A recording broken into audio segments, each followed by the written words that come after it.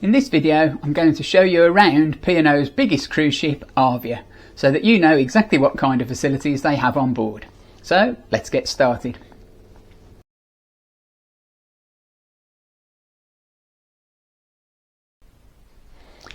Ahoy there, I'm Captain Chris. I'm not a real captain, but I'm here to take you on a tour around P&O's newest and biggest ship, Arvia, so you'll know what you're going to find when you go on your cruise holiday.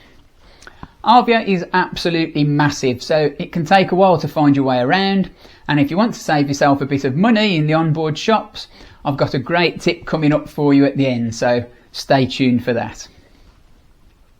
We'll start at the top and work our way down, and at the very top, above the mini golf course and 54 metres above the sea, is the Altitude Skywalk.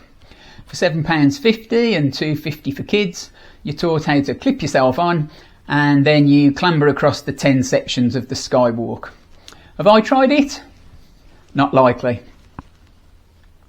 Below that on deck 19 is the mini golf and a sports court too. The sun deck on deck 19 is often a little less busy than most. I don't think people can be bothered to keep on heading up. On deck 18 there's Panorama Bar and Pool, which is a lovely area at the back of the ship and again isn't always the most busy. And next to that is Splash Valley, where kids can have fun getting wet. There's a jogging track on this deck marked with blue arrows, and then after a few more sun decks there's the Beachcomber Bar and Pool. Kids aren't allowed here, so if you don't have kids, this is the place to go to keep away from other people's. At the front of the ship is the Retreat. This is a paid for area with lovely sun loungers and again will probably keep you separate from other people's children.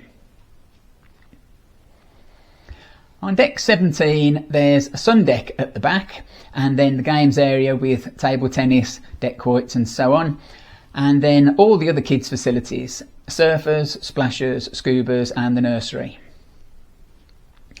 Midships you've got the Sky Bar, which looks down to the Sky Dome pool area. They have shows here in the evening which you can watch from this deck or from the deck below. Indoors now, and the Ivory Suite is a multi-faith chapel, opposite which is the Epicurean Restaurant.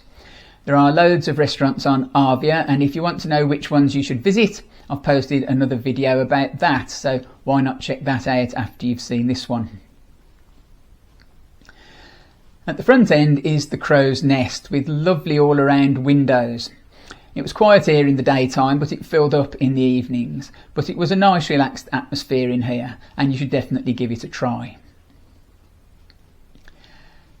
Down to deck 16 now, and at the back of the ship is the Infinity Bar and Pool. This was always popular but was a good place to eat after you'd collected your food from the Horizon buffet. Adjacent to Horizon is the Beach House Restaurant, which doubles up as the chef's table on black tie evenings. Then you're back in the Sky Dome with its popular pool and evening entertainment, and in the four corners surrounding it are four more venues: Crystal Bar, the Laguna Bar, Sundaes Ice Cream Parlour, one of two gelaterias on board, and Taste 360, a street food venue serving pizza, hot dogs and burgers. Decks 15 down to 9 have nothing but cabins on them apart from a few laundry rooms. So before we go on, could I please ask, if you're finding this video at all interesting, would you please hit the subscribe button and allow notifications. Subscribing doesn't cost you anything, but it means you'll know when I post another video, and it tells me that you're enjoying what you've seen so far, so please subscribe. Thank you. Now to deck 8, the Promenade Deck, which means you can walk all the way around the ship. At the back there's the always popular Sunset Bar with its whirlpools. There are tubs and whirlpools dotted all over the ship. Next to this is the Clubhouse, a big venue that hosts all sorts of entertainment, from daytime bingo to singers and bands in the evenings. There are comedians on in here too, and shows are repeated 3 times a night, so you can fit it in around your evening meal. Next there's Green and Co, the restaurant that serves only vegetarian and vegan plant-based dishes, with Mizuhana Sushi Bar inside that, which also serves sashimi and nigiri. Next there's the Quays, which includes fish and chips, a hook line and vinegar, an Asian fusion option, and Roast, which serves your Sunday roast type meals all wrapped up in a giant Yorkshire pudding. Sindhu is next, the really popular Indian restaurant. Arvia's second ice cream parlour is Whirlpools, which serves ice cream in cones and tubs, all kinds of yummy lollies, and an ice cream based afternoon tea. The Keel and Cow is Arvia's gastropub. It's well worth giving it a try, if only for the Prime Minister burger, which is, I think, the best burger on the ship. It's open for breakfast and all day dining, and it looks out from the top floor of the Grand Atrium. Down to deck 7 now, and Zenith Restaurant is huge and located at the back of the ship. It's one of the 2 main restaurants on board. It gets really busy in here, but if you want to know how to beat the queues, I've made another video about that for you to have a look at later. Next to Zenith, there's a place to book your shore excursions, and you can book your next cruise too if you like. After that there's most of the shops selling all sorts of things: watches, perfume, alcohol, handbags, souvenirs to take home with you, and much more. I haven't forgotten to promise you a money saving tip for your shopping, so I'll get to that soon.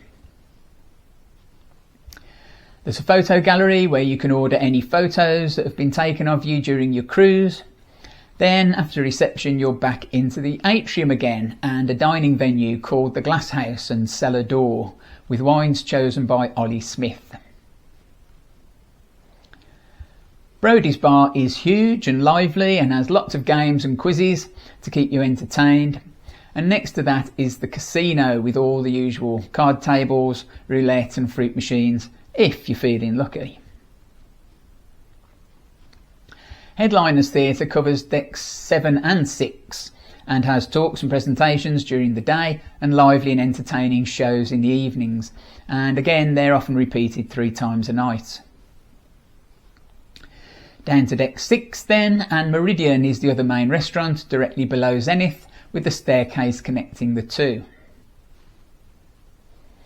The Olive Grove is a lovely restaurant serving food in the Mediterranean style. We ate here more than once and really enjoyed it. The menu here changes weekly, so you can go back and find a completely different set of options to choose from.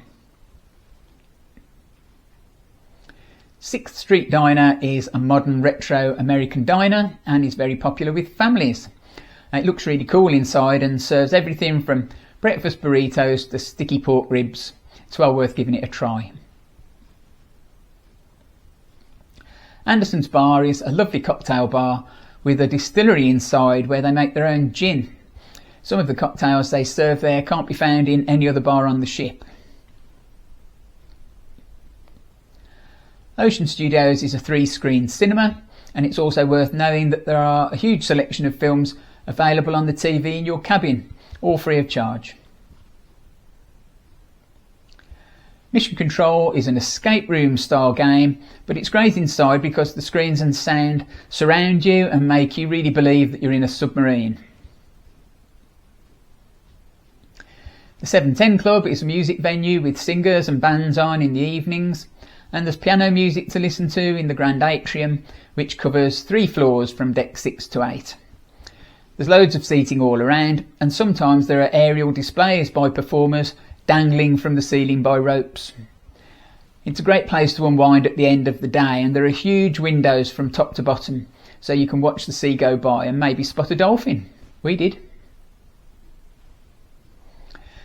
The Amber Lounge is another venue in the atrium, moving down now to deck 6, and with that is Vistas Coffee Bar. Vistas serves Costa coffee and lovely little cakes. The Limelight Club is the dining venue that comes with entertainment to follow. They have some good acts on here, like X Factor contestants and Chesney Hawks. Obviously the acts change from one cruise to the next, but if there's someone on who you like, I'm sure you'd have a great time. There's an art gallery next, and you don't just have to look, you can buy the art too if you like, and they have talks on the subject that you can come to if you want. As well as Scene, which is a venue for teenagers, you also have the Oasis Spa, which is on deck 6 and 5 and is beautifully relaxing inside with all sorts of wellness treatments available. There are sometimes offers available on port days, so you could take advantage of those if you're not going ashore. Also, you can buy a 7-day pass for the thermal spa, which could work out cheaper if you intend using it a lot. Well, apart from the medical centre on deck 3, that brings me to the end of the tour, but I haven't forgotten the money-saving tip I mentioned at the start. You get the Horizon newsletter delivered to your cabin each day, and this often tells you of discounts available for one day only in certain shops on board. So if you really want a particular item, it's worth waiting and watching for the offers that become available rather than jumping straight in on the first day. That's all for this time. Thanks for watching, and I'll see you again soon.